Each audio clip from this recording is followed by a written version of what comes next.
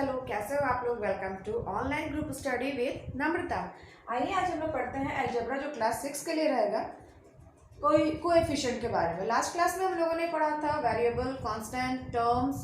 Okay, आज उसके आगे बढ़ते हैं coefficient. Then what is coefficient? Basically ये जो होता है वो प्रोडक्ट जो हम लोग करते हैं ना,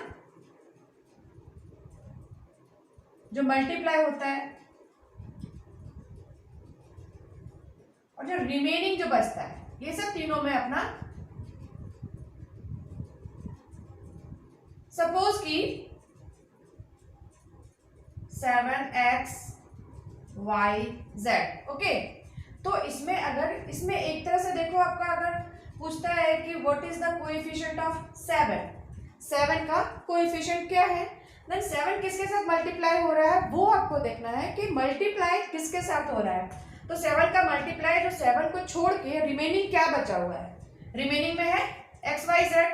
तो एक्स वाई जेड जो है वो कोएफिशिएंट हो गया 7 का।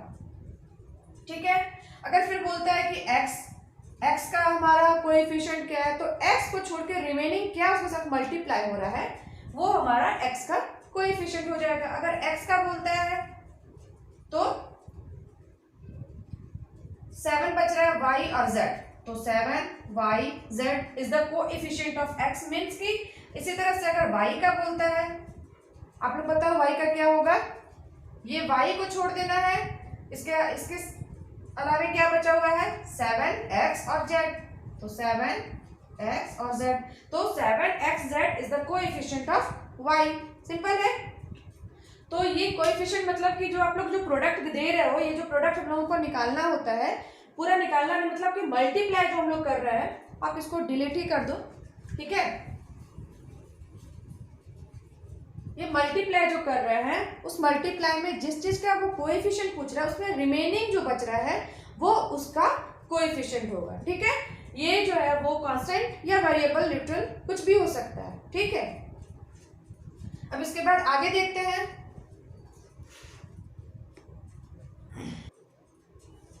ओके, उसके बाद नेक्स्ट में क्या है, power of literal quantities. Power कैसे हम लोग जो है वो ये करते हैं, किसी भी लिटरल क्वांटिटीज जो होता है उसमें हम लोग पावर कैसे बैठाते हैं, या फिर उसको क्या हम लोग बोलते हैं, when a quantity is multiplied by itself, okay, any numbers of times, the product is called a power of that particular quantity. Means कि अगर सपोज आप लिख रहे हो x इंटू एक्स ऐसा लिख रहे हो, ठीक है, तो ये मेरा ये जो x जो ये हमारा जो क्वांटिटी हुआ, ये मल्टीप्लाई कितनी बार हो रहा है अपने आप से, है ना, इटसेल्फ, है ना, भी लिखा हुआ बाय इटसेल्फ।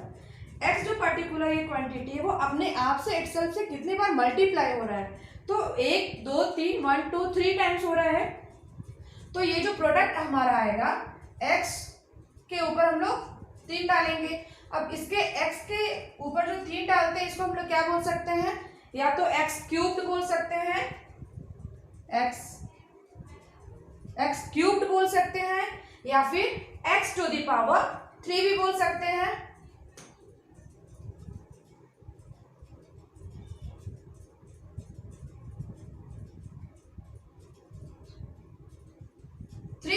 ठीक है, मीन्स कि अगर हम लोग ऐसे लिख रहे हैं तो ये एक्स क्यूब भी कहला गया, या फिर x to the power 3।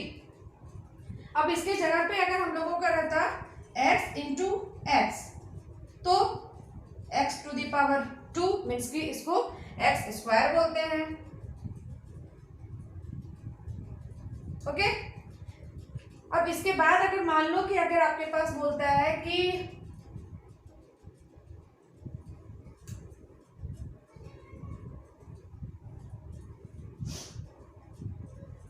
a into A into A into A into A. Okay, इसको हम लोग क्या बोलेंगे, a जो है इटसेल्फ अपने साथ कितनी बार गुना हो रहा है, मल्टीप्लाई हो रहा है 1 2 3 4 5 टाइम्स, तो a टू द पावर 5। ठीक है, इजी है। तो ये अभी आप लोग जब बनाओगे मैथ्स इसमें अलजेब्रा में, तो इस तरह से आपको मिलेंगे कि कितना मतलब कि इटसेल्फ से जितनी बार वो मल्टीप्लाई हो रहा है वो टू दी पावर में आ जाता है, ठीक है। कांस्टेंट भी हो सकता है, सपोज कि 4 इंटू 4 है या इंटू 4 है, एक बार और 4 लिख लो, ठीक है। तो ये क्या हो गया 1 2 3 4, 4 टाइम्स 4 इटसेल्फ मल्टीप्लाई हो रहा है, तो 4 टू दी पावर 4, ठीक है। इसको हम लोगों को ऐसे ही हम लोग लिखते हैं।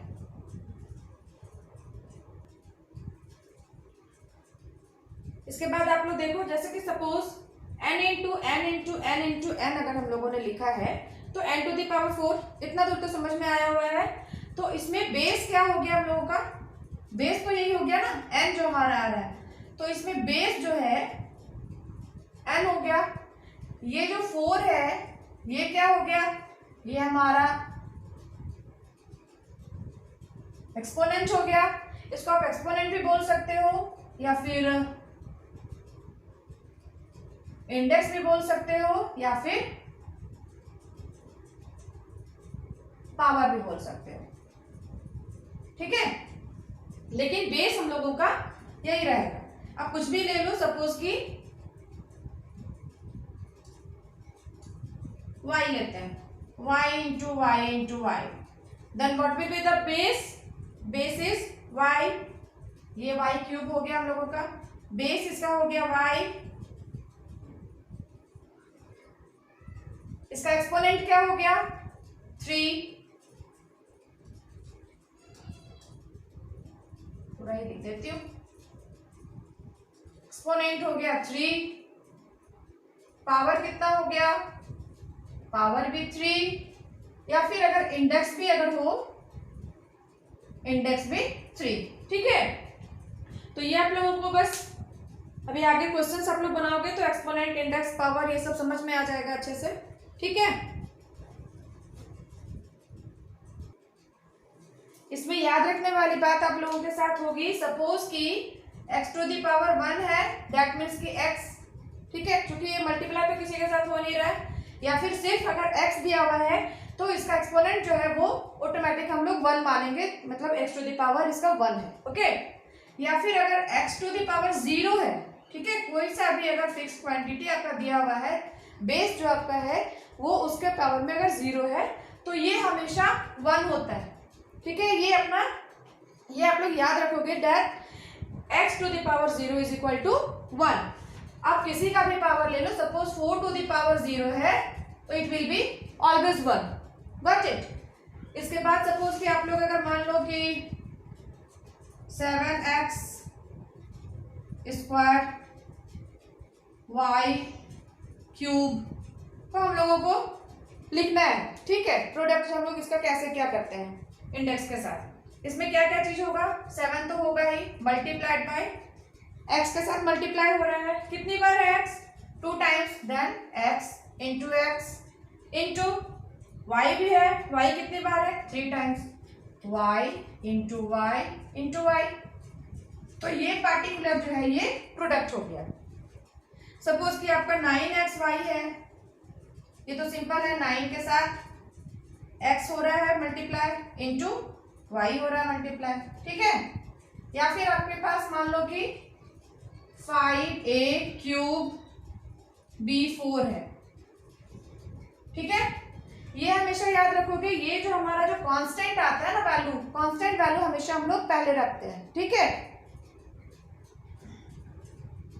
इसको हम लोग कैसे लिखेंगे, 5 तो है ही, 5 इंटू a 3 टाइम्स है, 1 2 3 इंटू b 4 टाइम्स है, b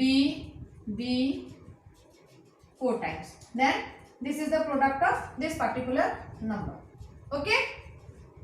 तो ये आप याद रखोगे, ये इंपॉर्टेंट है, इसमें बहुत बच्चे गलती करते हैं, x to the power 0 is equal to always 1, ठीक है।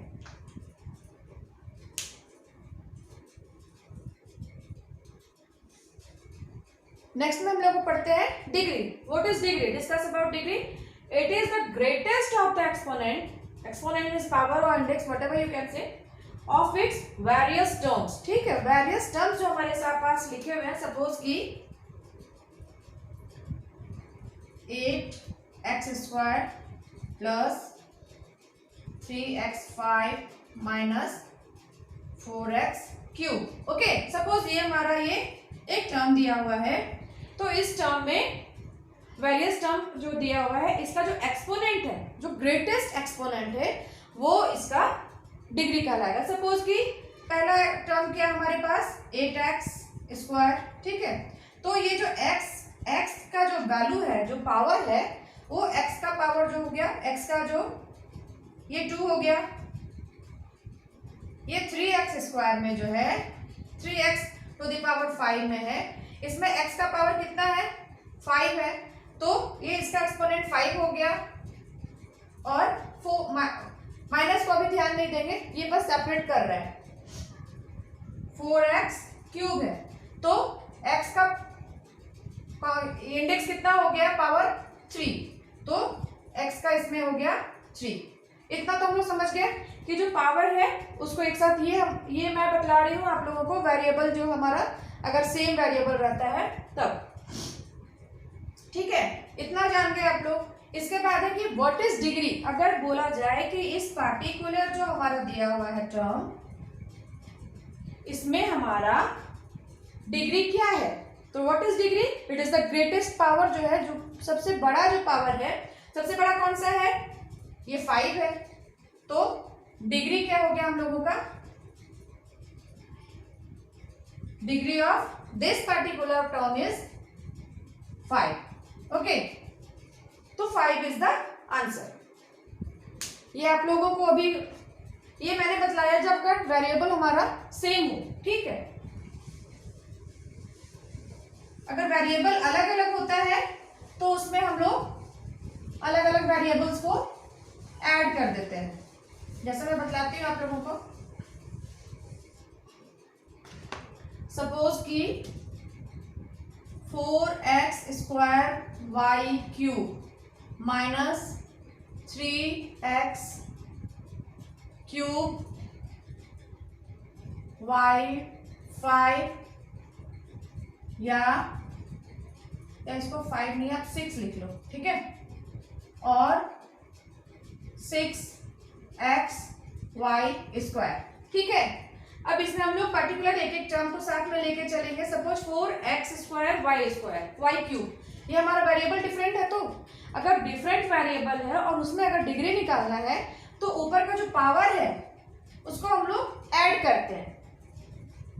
4x स्क्वायर y क्यूब का जो डिग्री हम लोग, सॉरी डिग्री नहीं, इसका जो हम लोगों का पावर निकलेगा वो x का 2 है और y का 3 है, तो 2 + 3 = 5। ओके, इसका पावर हमारा टोटल इतना निकला है।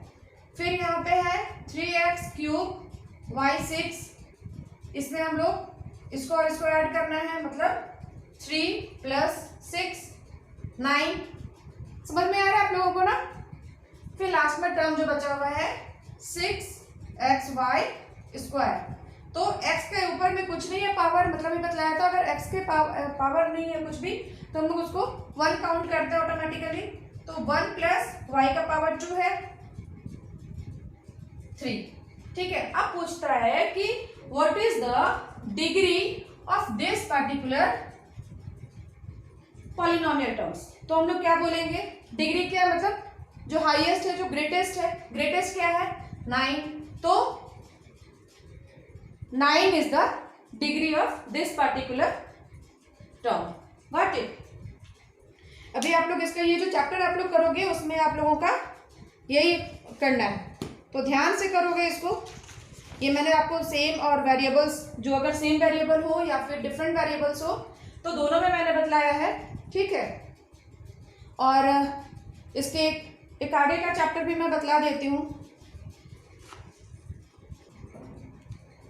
चलिए अब आगे हम लोग नेक्स्ट क्लास में पढ़ते हैं। नेक्स्ट क्लास आप लोगों का कल ही अपलोड होगा, तो इतना तो आज हम लोगों ने बस कर लिया। आप लोग इसका आगे का चैप्टर बनाना, तो होप आप लोगों का, चूँकि एक ही बार में अगर ज़्यादा बतला देने से फिर ज़्यादा बस हौच-पौच हो जाएगा आप लोगों को, हो सकता है कुछ इधर उधर हो जाए।